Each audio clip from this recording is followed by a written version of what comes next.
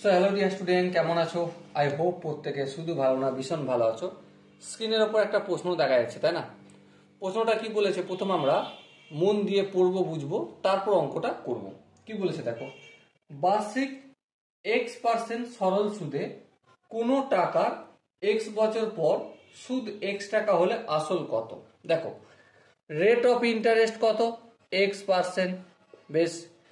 Time কত সেটাও দেয়া রয়েছে, X বছর। বেশ। সুদ বা ইন্টারেস্ট কত? X টাকা। বেশ। প্রিন্সিপাল জানি না সেটা নির্ণয় করব। হ্যাঁ, চলো নির্ণয় করি। সূত্র কি? একটাই সূত্র, নর্মাল বেসিক সূত্র। সেটা কি? I equal to PR/T/100। ওকে, এই I এর জায়গায় কি লিখবো? X লিখবো। আচ্ছা, লিখলাম।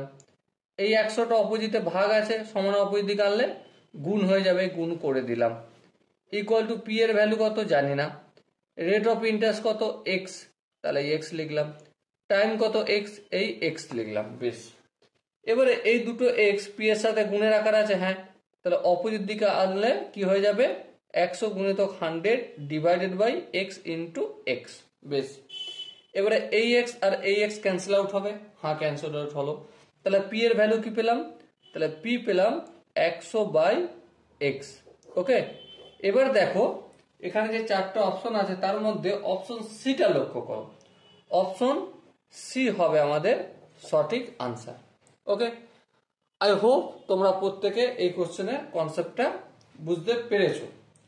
যদি কোনো জায়গায় বুঝতে অসুবিধা থাকে, ডাউট থাকে, কনফিউশন থাকে, কি করতে হবে? কমেন্ট সেকশন রয়েছে, কমেন্টে অবশ্যই জানাবে।